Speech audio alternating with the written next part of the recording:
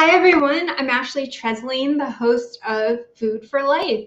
Thank you for joining me today. I have an amazing guest. We're going to talk about mental health and working out and everything healthy that we can. His name is Drew Mcohana, and he is a local trainer here that owns a local gym. And we're going to have him tell his story right after our intro. And he'll be with us in just a minute.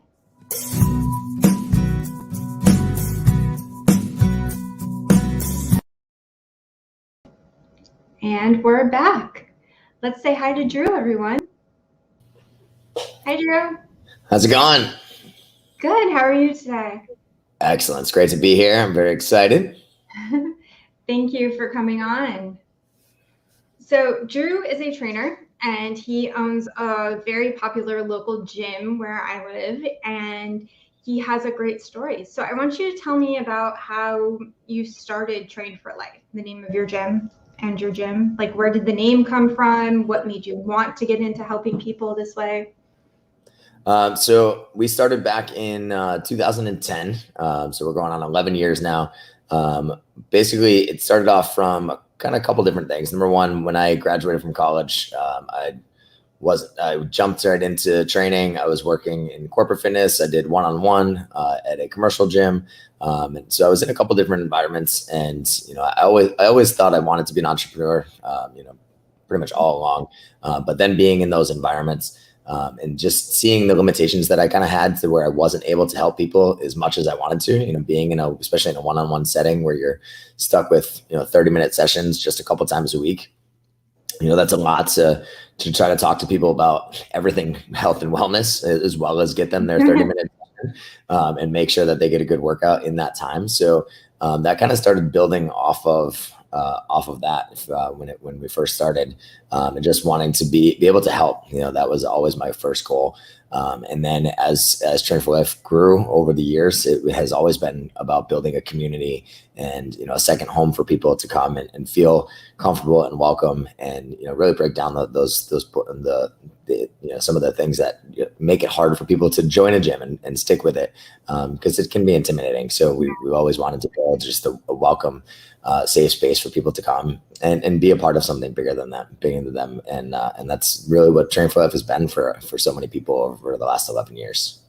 So I have a question for you. So a lot of people don't know what corporate fitness is. Do you maybe want to help our viewers out with that? Absolutely. So when I was doing that, there's a large local insurance company in the area, Mass Mutual, which some people may be familiar with, which they basically reach out to another company and to help bring in a fitness center and a company to basically employees to run that corporate fitness center for them.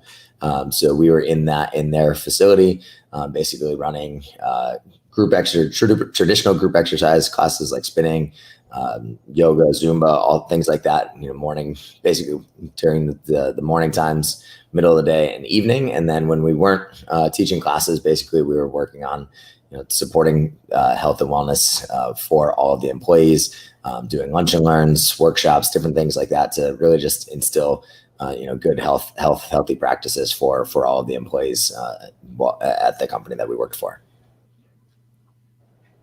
So, wow, you guys really covered it all. So corporate fitness covers everything to keep the people that sit at their desks all day nice and healthy and moving when they can. Yeah, exactly. Especially in an insurance company that, again, most people are probably sitting 8 hours a day or more, to give them an opportunity to have a lot of healthy outlets was a great place to start. Now that you have Train for Life, tell me what it's like to have a community of people, because I know that community is a big deal about how you train, the classes you have, even the people that you hire and the members that you have. So what do you guys do to build that community? Community is super, super important to us. I mean, it's like I said, when you're coming into a gym environment, it's very intimidating right off the bat. And we want to make it, we want to make all of our members feel like they're having, a great experience every time they're here. So, for us, it's all about, warm welcomes when they walk in the door, knowing everybody's name, being able to connect on so much more of a level. And, that's really where the name Train for Life came from, is, really being able to use health, wellness, exercise as a vehicle to help people live out their best life. And having a community environment that supports that, having awesome people that come in here each day, ready to work out, whether they've had a hard day or not. It's a lot of times that can be something that is a struggle in itself. So to come in and know that there's people there that are just like you and have a common goal, it makes for a much more welcoming environment. And again, in terms of accountability, it helps people stay on track. I mean, let's face it, we've all bought that gym membership or that yoga membership or something that we don't use because we decided we didn't like the place that we were going to. And instead of finding a different place to work out or canceling it, we end up. But if we have a community that lifts us up and does things and it makes us happy to be there and motivates us, I feel like more people are willing to work out. Yeah, absolutely. I mean, like you mentioned, in terms, we have an awesome staff. We've always had a great group of coaches that have supported our community. But having so many people that come in here every day that it's looking forward to seeing this similar faces every day. That alone makes it that much easier to stay motivated, than knowing that, oh, okay, I get to go see my friends today. I get to go work out with people that I enjoy being around and support me in my goals. And and a lot of times our members are the first to reach out to each other before we even get a chance to, when people aren't here as consistently as we'd like to see them there. That's fantastic. Now, one of the things that you're very open about and you share about is mental health. I know that you've had your own struggles. It's something that you've advocated for. It's something that you like to share stories about. I know personally I've had my own issues, and the one thing that my therapist told me was to work out more. Mm-hmm. Can you maybe tell me your story and maybe how working out can possibly help you more? Sure. My journey with mental health is quite a long one. I think I could go back to memories in my childhood and in middle school. We have plenty of time. Yeah, when that's probably the first point, especially looking back on it now, when I could kind of identify that I was having struggles with that. I remember coming home from school, definitely at that point in my life where I was kind of in an ugly duckling stage. I had really big glasses, acne. I was definitely not the most athletic at that point. So there was a struggle with that. Coming home and into an environment where my grandmother was dealing with Alzheimer's at that time, and as great of a bond as we always had, she made it during that time because of her disease. Nothing seemed to ever be good enough. So there was a lot of memories of coming home and just feeling like that. Whenever what I was doing was ever okay. And then, later in life, as it became more and more apparent of, the struggles that I would have, the social anxiety, going to parties when I was in high school and college, and, just feeling like the outcast, even though I had a lot of friends, I felt like I was fairly outgoing, especially around people that I was comfortable with. But, just having those major issues with anxiety and not feeling comfortable and feeling out of, like a fish out of water, for a better term. And then certainly later in life, that's, especially now that as you mentioned, that I'm really advocating for it and encouraging people to share their stories. And, I think that's for the last probably 5 or 6 years, I've gone to therapy. I've been on medications. Those are all things that it took quite a long time for me to actually be ready to reach out and ask for help. And I think the moment that I did so, that was like, the light turned on. It was amazing to, know that I had someone there to support me, go to therapy, talk through things, and, in an environment that was, felt safe and felt like I had an unbiased voice, to listen and give feedback. It's especially from a coaching standpoint, I think everybody should have a coach in some way, shape, or form. At the same time, I think everybody should probably or needs to go to therapy at some point in their life, because it's just that, like you said, it's in that unbiased voice where, who knows what's going on in your life. I think we all have struggles, whether it truly is depression and anxiety like I've battled my whole life, or just, just to work through, a season where, you may not be feeling the best. And I think it's really, really important to know that it's okay to ask for help. It's okay to reach out and like I said, it's been a lifelong journey. I think there's never one point where you feel great and you're like, okay, I don't have to worry about this anymore. There's definitely checkpoints along the way of, okay, I'm feeling pretty good. And then, then there's dips and there's different things that throw that off. And I think, like you mentioned, for exercise for me has always been one of those things that has helped me. And there's typically when my exercise and my general wellness and health are not as consistent, it directly affects my mental health. And, those are it's very obvious how I feel when the two of them are not in sync with each other.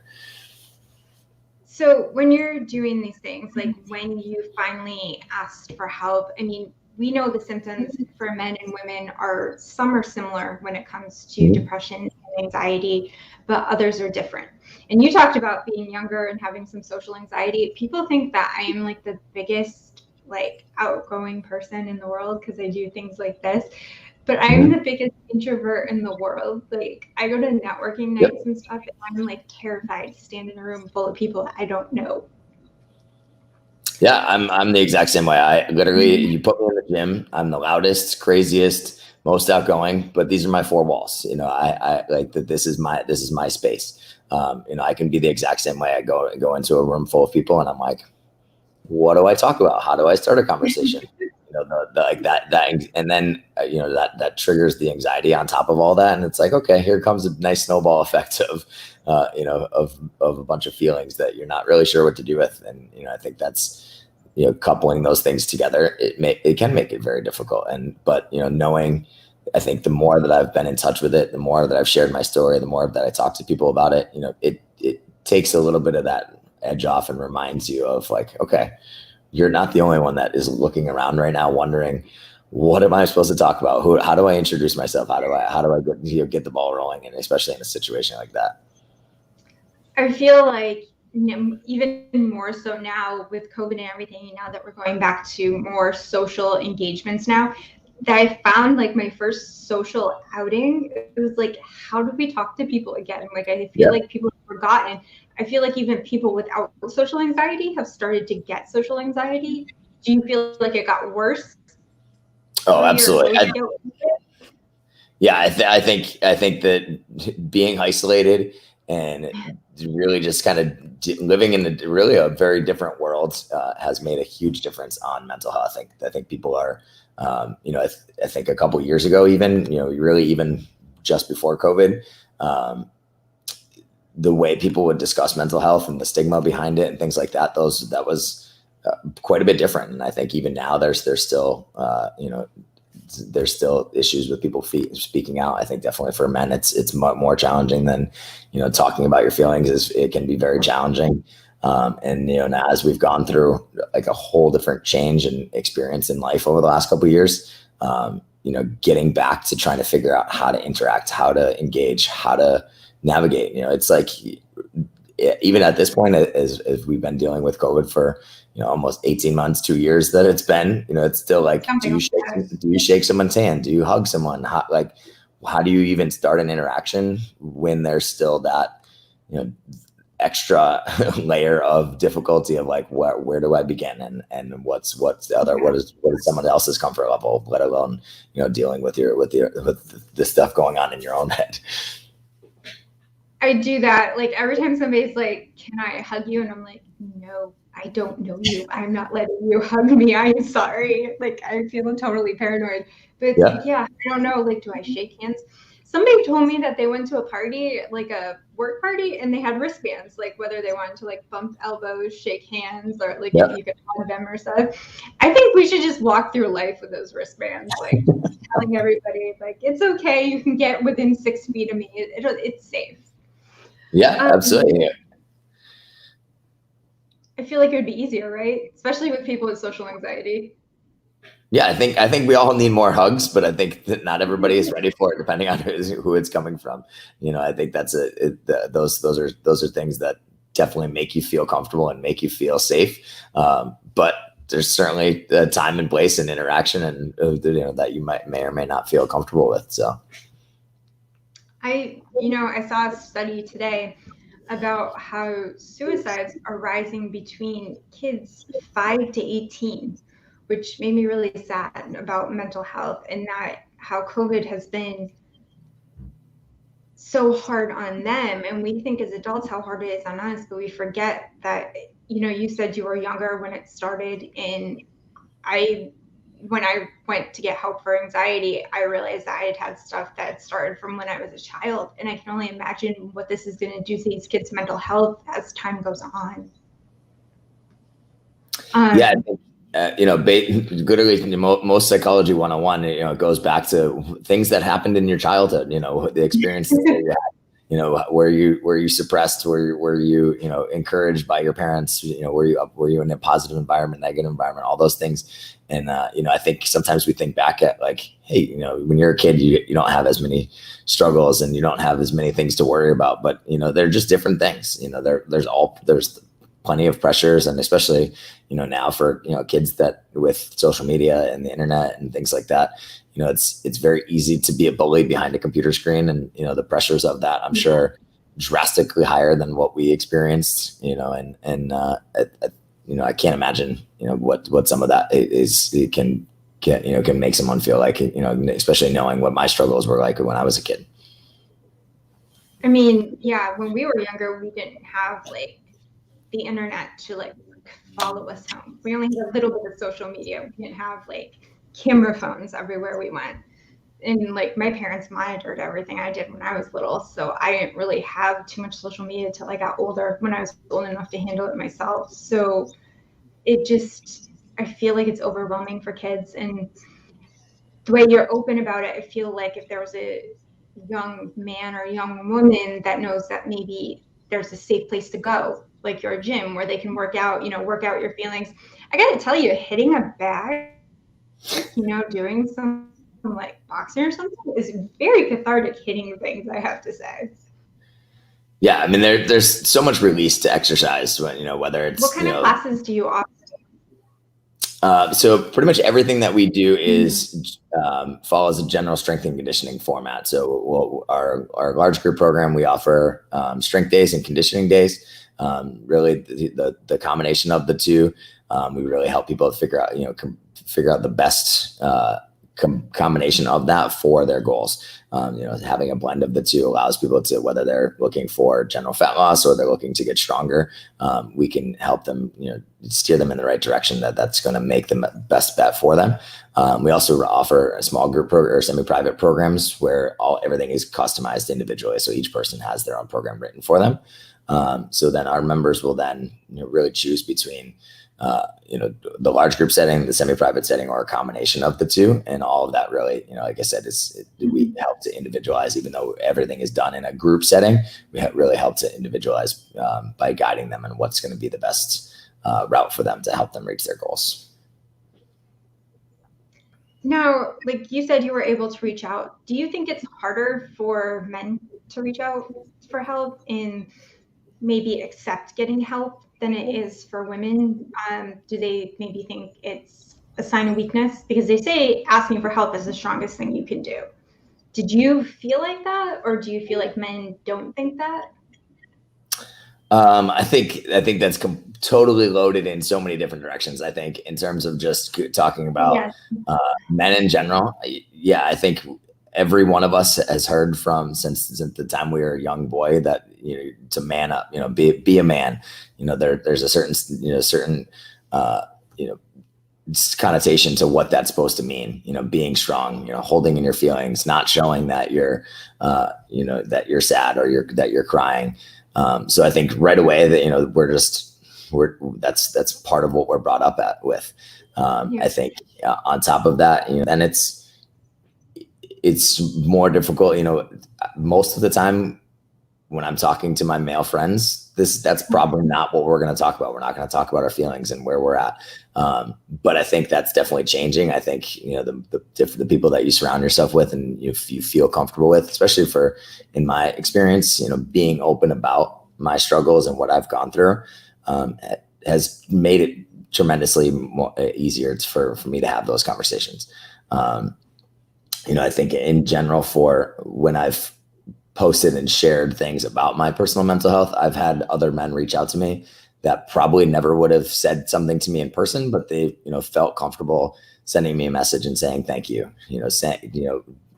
Being kind of giving them that permission that it's okay to feel what they're feeling, and that they're not alone. Because I think it certainly has a more alienated feeling for men, that it's, therapy is not a common thing for men to do, or, struggling with mental health and being, showing their feelings while they're dealing with that. That's definitely not is still the normal feeling. I think it's definitely more of a masculine vibe that you should do the exact opposite of that. But like you said, for me, I early on, I think probably before I even started going to therapy, I was reading Brene Brown and her talks about vulnerability.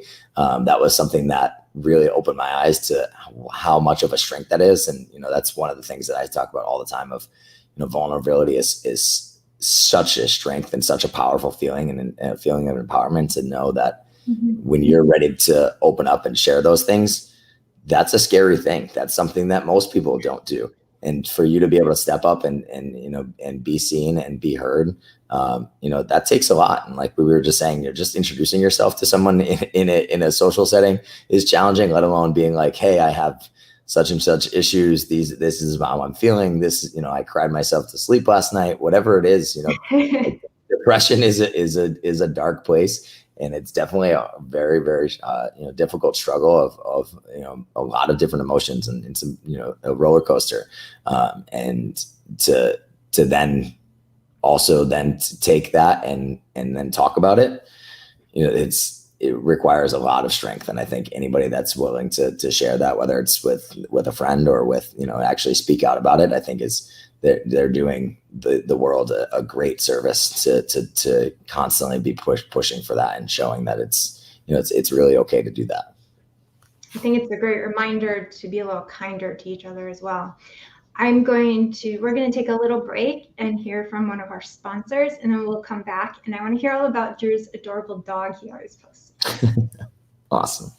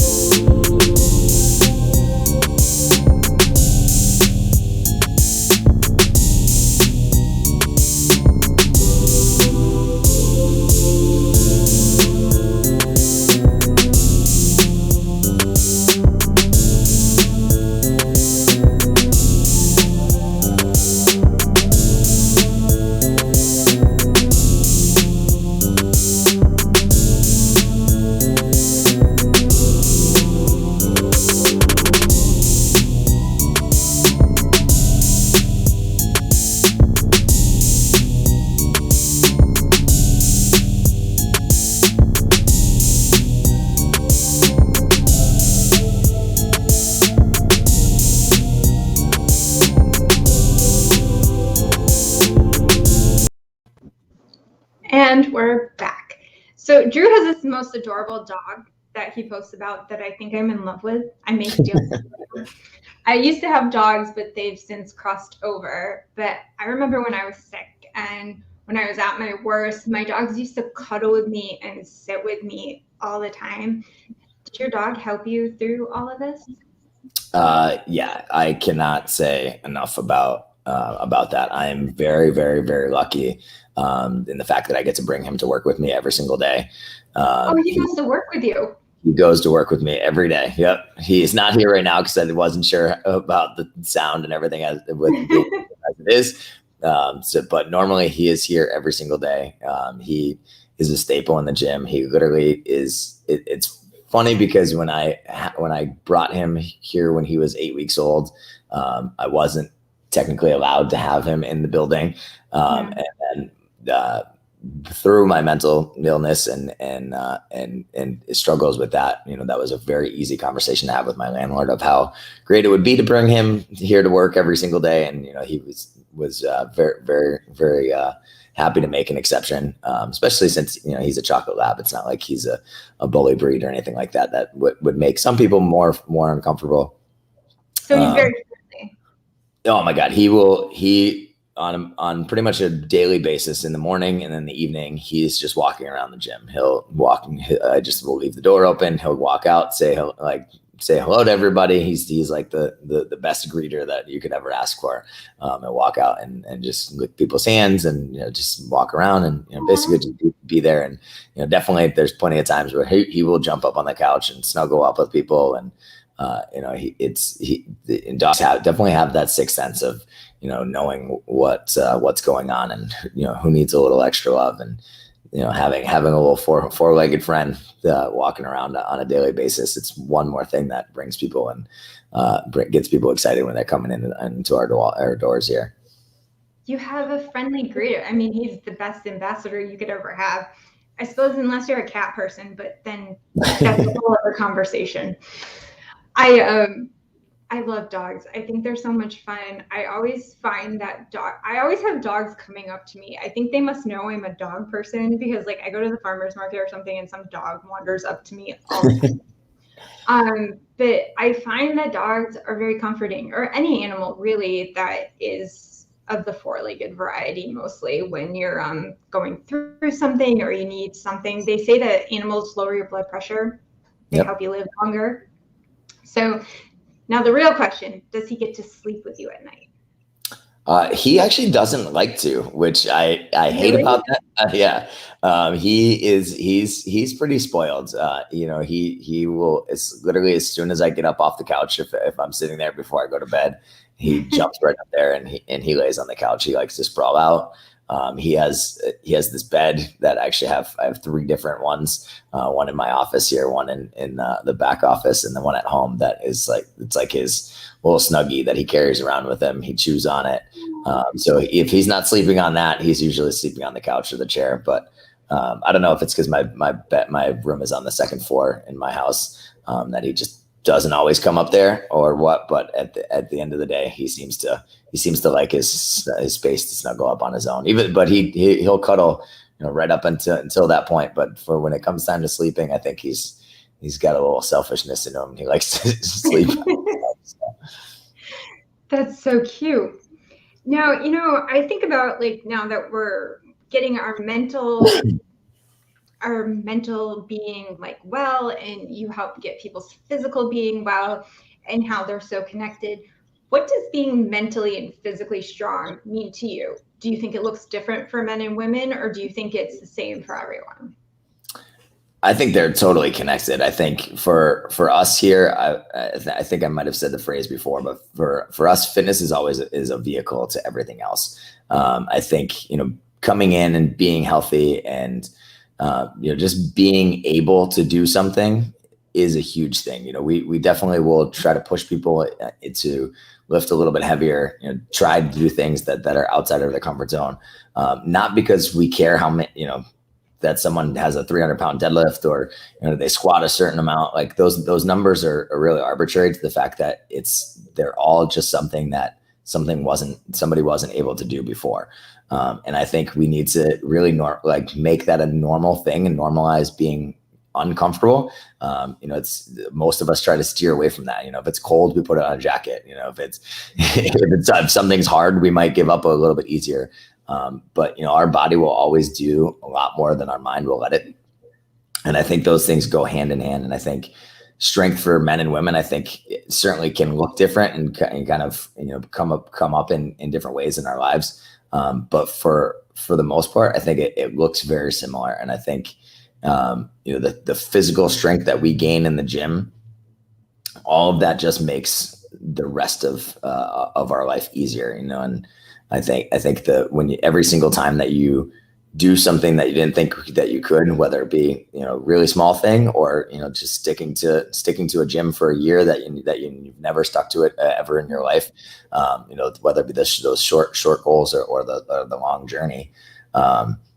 every time that you overcome something that was uncomfortable, it adds to the quality of your life, your mental health, your self-esteem. All of those definitely walk hand in hand, and that's always been a huge thing that we're about here at the gym, of making sure people take that time to push themselves, and and celebrate the successes every time that something is done that they weren't sure that they could do before.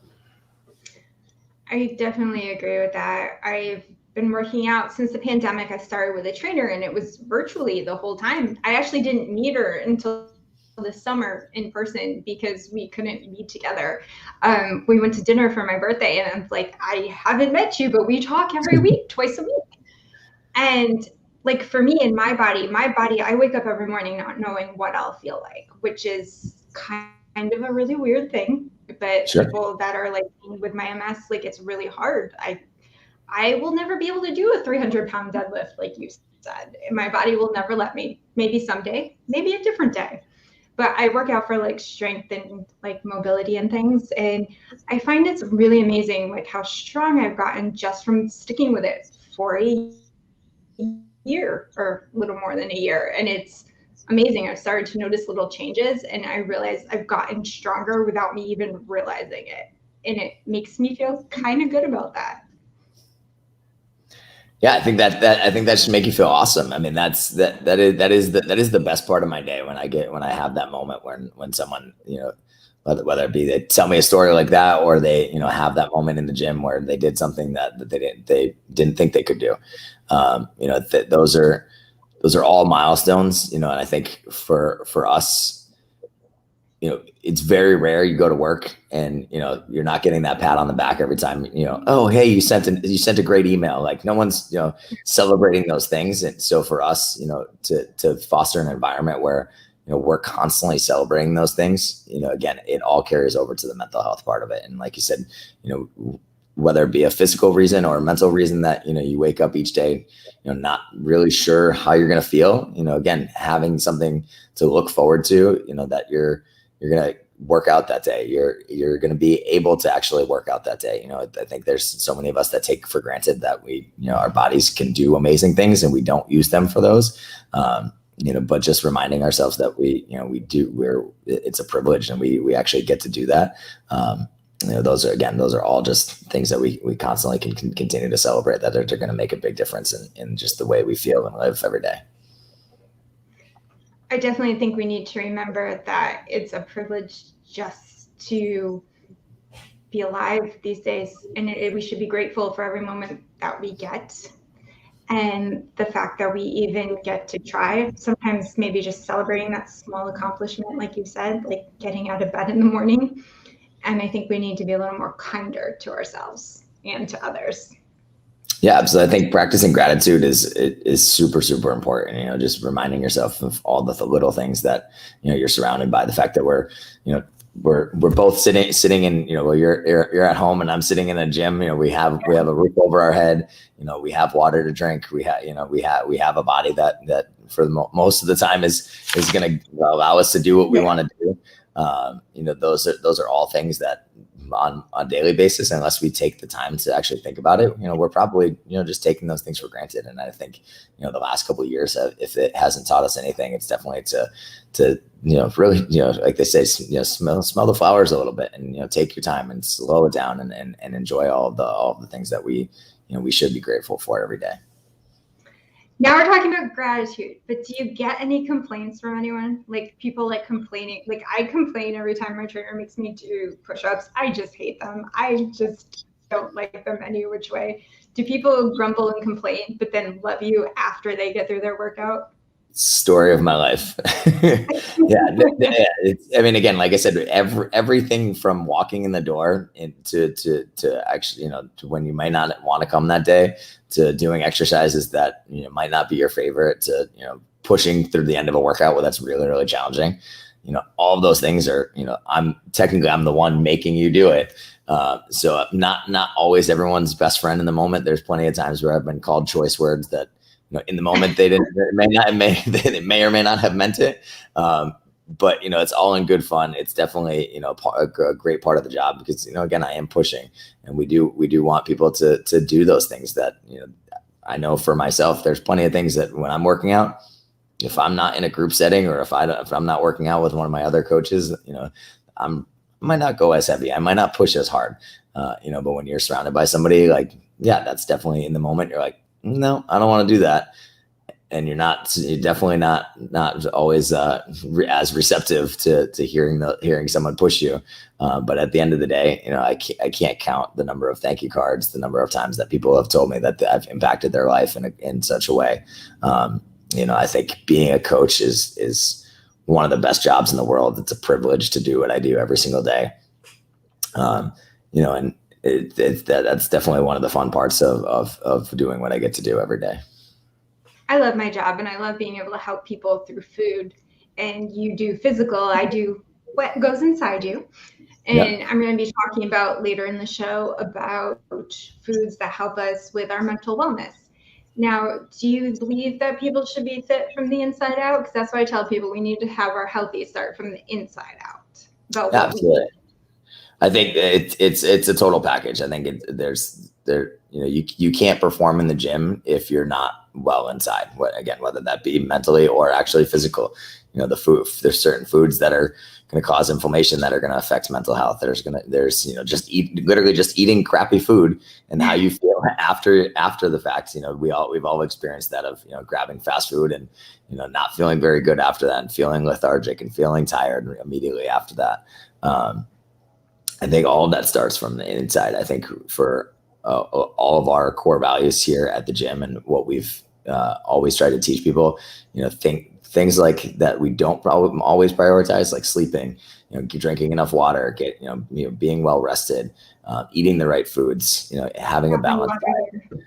Yeah, those are all things that are a major part of what we do. And like I said at the very beginning, when I started Train for Life in general, that was one thing that I immediately struggled with when I only had 30 minutes with someone in a one-on-one setting, was like, how do I get all this other information that they need? Because a 30-minute workout, that's a very small percentage of their week, and I want to make sure that I'm inspiring them to live out the rest of their time doing the things that are going to make a much bigger impact than that 30-minute session.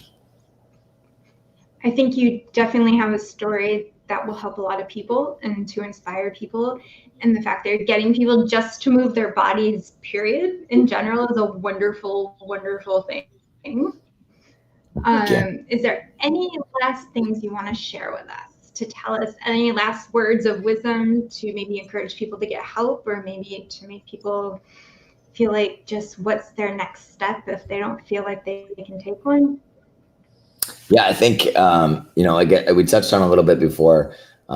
Vulnerability is something that I've talked about a lot. And I think I've really tried to prioritize that as a strong characteristic in my own life. I think every one of us has definitely, goes through different struggles. We all, fight the good fight every single day. And I think, being able to reach out and, surround yourself with positive people, eat good foods, move your body, take advantage of the things that we might not on a daily basis. I know for myself, one of the things that has been very, very helpful with my mental health is just kind of keeping track of what I'm doing when I feel really good. And when I'm not feeling great, going back to that and just kind of revisiting those things and seeing what's missing and help kind of put the puzzle together of, okay, if I'm not exercising, I probably don't feel great. If I'm not eating right, I probably don't feel great, and how those things all affects my mental health. And again, I think it all comes back to, being confident and then telling your story. I think, being able to come on here today and have the opportunity to share what we've talked about so far. Every time I get to tell this, it's another empowering feeling, and hopefully that, it reaches one person out there that allows them to do the same thing and tell their story and ask for help if they need it. And just remember that we're not alone. Every one of us goes through our day sometimes thinking that, but we really aren't. There's definitely somebody out there that is going to lend a shoulder, listen to a story. It's definitely a very empowering feeling to be reminded of that. And I could go on, but I think that's definitely one of the most important things is to remember that we're not alone, and we're definitely stronger when we're together. So. Drew, thank you so much for coming on. And if you want to find Drew, you can see his websites right underneath him. And for those of you that are struggling or need help, or if you have a family member that needs help, we have the national hotline below. It'll direct you to resources in your state or just lend a friendly ear if you're going through some bad times, and they can help you through a crisis. So that'll be up for the next few minutes, and it's been up on and off throughout the show. So hopefully those of you can take a note, and I will make sure it's posted with this episode. Drew, thank you so much. I'm so glad that you were able to come on and to share your story. I will talk to you soon.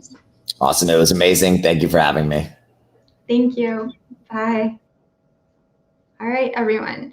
After the word from our sponsor, I'm going to be back cooking, and we will be talking about some lovely foods for mental health and what's the best for it for us. Champagne Rendezvous is handcrafted totally naturally, made from organic grapes, exclusively in Premier Cru vineyards in Champagne, France. We craft everything naturally from vine to bottle. No chemical fertilizer, no fungicide, no pesticide, crafted with very low sugar also as well. We go beyond organic and we craft the champagne totally naturally, from vines to cellar. Here you will find champagne that is much more digest, that is much more aromatic, that is vibrant, and that really represents the place that where the champagne is. The champagne that you want to have for all your occasions. Grab your bottles for your holidays and come and cheers with us. Santé. And I am back, everyone. Can you guys see me?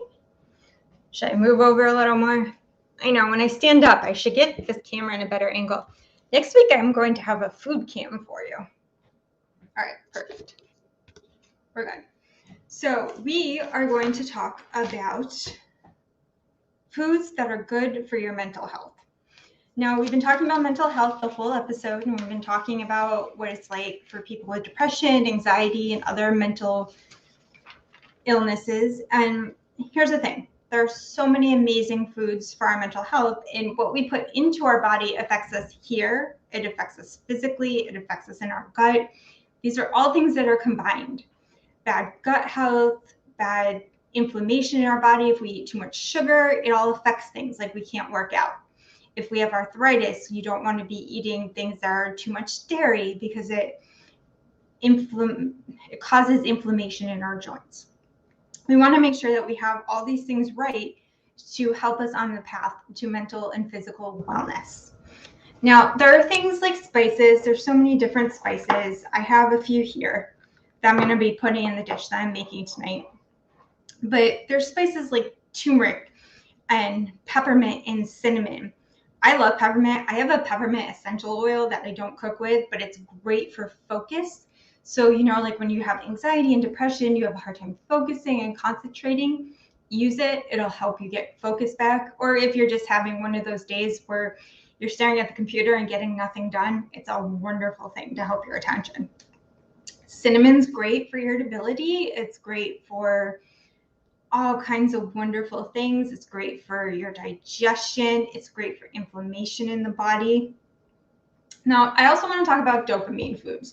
Those are the things in your body that are I call it the happy chemical. It's the thing that makes us a little happier. It makes our mood lighten up. It makes everything in our brain a little better. And it helps us focus and helps us have more motivation to get things done. So the things that have that are mostly things like lentils, fish, chicken, eggs, nuts. I got some nuts over here. My lovely almonds. Almonds are wonderful. They're the thing you always want to eat. They also have cashews and high protein veggies like spinach, which we are going to make stuff with some spinach today. I have it draining here.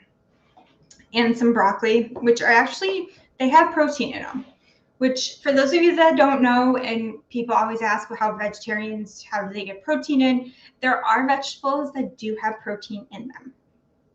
Now I also want to talk about serotonin-rich foods. Those are for your mood. They help with our sleep, our pain, help craving controls.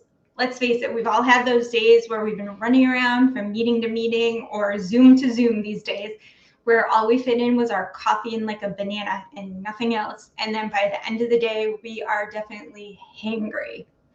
And we want those serotonin-rich foods. We want, say, things like if squares of dark chocolate, that's why we always love the dark chocolate, but the higher the percentage, the better the dark chocolate for us. Good for our heart as well, people. Now, serotonin has the combination of tryptophan-rich foods, such as eggs with healthy carbs. They help like sweet potatoes and quinoa. It gives you a short-term insulin boost, and it helps that response with the tryptophan in your brain. And we all know the word tryptophan from Thanksgiving, but this is a good thing for us. So everything combines together, gives us that happy feeling. We feel focused. We're able to sleep at night. If you're anything like me, no matter what you do, you just never sleep. But that's a whole nother story. There's anti-anxiety foods, which I'm a big advocate of, like the almonds we're going to make, broccoli, walnuts, lentils, bananas. I eat a banana every day. It's the best thing in the world. I either stick it in my smoothie or eat it with some almond butter and toast, whatever you like. Brown rice, halibut, gluten-free oats, and spinach. Now, there is some debate with some people about whether gluten is good for you or not good for you, whether you should eat it if you have issues or not. That is up to you. I won't judge. And in the long run, basically what it is that if you want to be healthy mentally and physically, eat your veggies. You know what we tell the kids? Eat the rainbow. You gotta eat the rainbow, people. And eating the rainbow is what's going to keep you healthy. The more colorful your plate is, the better everything is going to be for you. If you get in up to 8 servings of veggies a day, it'll be better for your mood. But let's face it, none of us do that. That's why you have to do things like smoothies or veggie-rich dishes. It's hard to get all that in, but there's also things like juicing. There's things like the smoothies, like I mentioned. There's salads. There's also protein-rich flours, like when you bake. There's ones that have spinach and broccoli in them that you could add to like maybe a banana muffin that's low in sugar. And the best thing for our gut health. When our gut is in check, everything is wonderful. So you want maybe some pro and prebiotic foods. That's asparagus, chia seeds, beans, artichokes, onions, root vegetables, and then we know that brine vegetables like sauerkraut, kefir, pickles, kombucha, which for those of you that love that, that's wonderful. I am just not a tea drinker, but it smells wonderful. And then magnesium-rich foods. That'll help you with your anxiety. I'm a big believer in putting pumpkin seeds on everything this time of year, which are found abundantly. And we can put them in salads, we can put them in baked goods, we can put them on topping for a casserole that you guys make this time of year, even a topping for like a pumpkin soup. And leafy greens, such as switch chard and beet greens. These things will keep you healthy. I know it seems like a lot of fruits and veggies, but if you just mix them all up, like as you see here, I'm going to be making a casserole, because it's a wonderful thing to do and it's an easy thing to do. So even if you're not feeling your best or you're really tired or anxious, we're literally putting everything in one bowl. There's only 2 parts to this. I have a little casserole dish here, and I have some frozen spinach I actually drained and thawed out. I have about half a package. Now, one of the best things that you have in your freezer section is your frozen veggies. If you can't afford fresh ones, frozen spinach is probably the best value, frozen organic spinach, because do you know how much spinach it would take for you to buy and cut down and to drain? Oh, it's so many bags. It's actually the best value you can get. So I do that. I'm going to add that in. And I have some actual real brown rice, the kind that takes like 45 minutes to cook or you make in a slow cooker. And I'm going to add that in with the spinach. And this is all going to go in the oven, which is the fun part. All right.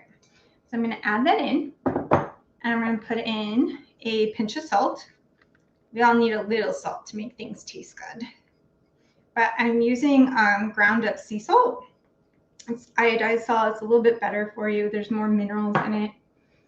You can do some black pepper that's freshly ground if that's something you guys like. Skip the pepper if it's not good, if it's not something you guys like. I like spicy stuff. Capsaicin's good for your body. It's good for your metabolism. Gets the heart going a little. I have a little bit of red crushed pepper. I have some dry basil. I use dry spices a lot, like when we're putting stuff in the oven, because they can cook longer than the fresh ones. And the fresh ones have a tendency to lose their flavor if they're cooking too long. That's why you add in fresh herbs at the end, like when you're making soups or stews. I have some dry lemon zest. Make sure when you're zesting a lemon, you don't want to get the white parts. You always want to get just the yellow.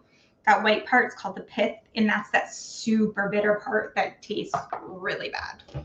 Now I'm going to put some olive oil here because we want to make sure it doesn't stick, because we don't want anything to stick. And I'm going to fill this with some water over here. Now make sure you have a liquid. You can do stock as well if you want. If you have stock, you can use that too. I use stock in the finished version that I have in the oven. I'm going to take it out after and show you guys. So I'm going to put this in the oven. We're going to show you we have one more message from one of our sponsors, and I will be right back to show you what it looks like when it's taken out of the oven. Let's see, where is it? Oh, look at me. I forget where I put stuff, don't I? This is a wonderful website for mental health. So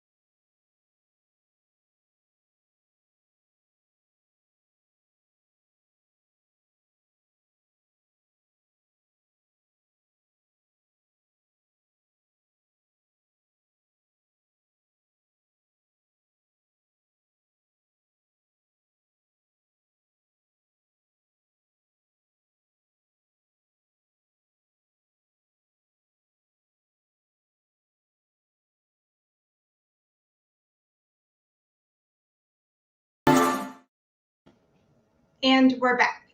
So I've taken the casserole out of the oven. I'm going to let it cool a little, and I'm going to make the crunchy topping for the top.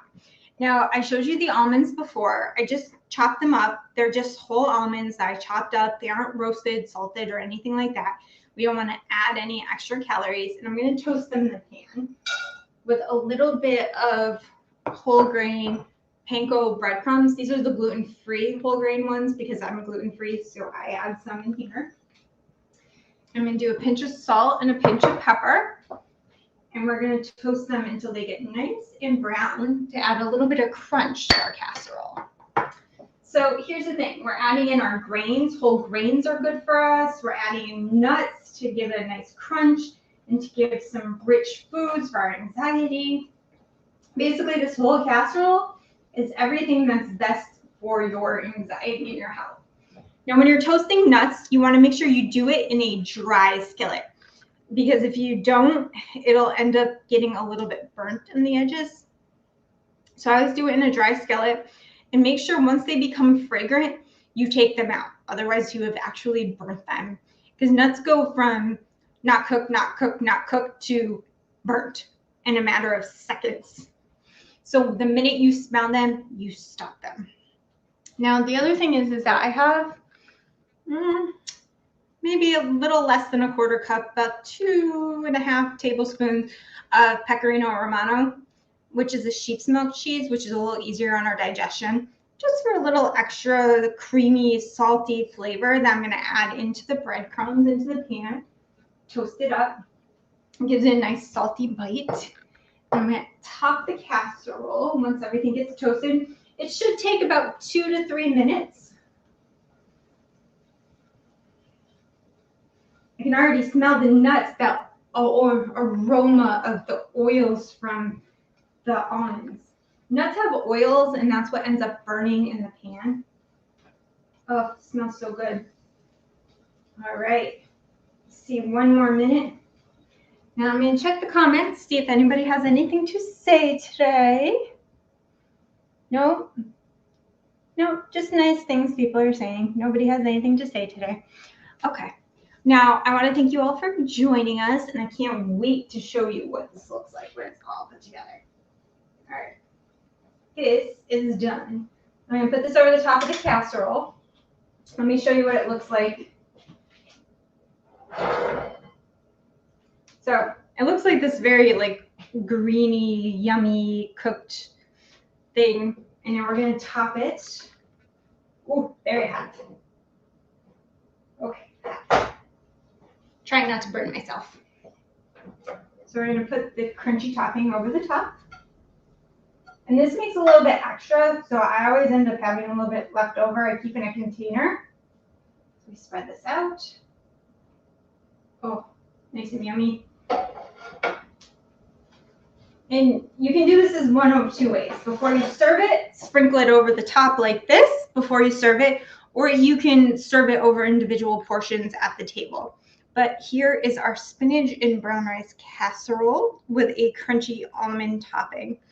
Now, I want to thank you all for joining me and for joining our guest, Drew, for joining us to talk about mental health today. Next week, we are on at 5 p.m., remember, every Wednesday. So join us live on Facebook, YouTube, or on E360 Live, and we will see you then. Let's see. Now, don't forget, you need to subscribe to our YouTube channel because we want to hear from you. So make sure you guys subscribe and I get to hear from you. At VentureX Holyoke, professional community needs white glove concierge services. Our turnkey workspaces with flexible terms include all the amenities you'll need: a receptionist, high-speed internet, free parking, gourmet coffee, and more. Centrally located off 91 and the Mass Pike, our private offices and conference room rentals provide the ideal space for small to medium businesses and corporate events. Our team will ensure you have all the tools you'll need to succeed. VentureX, the future of workspace.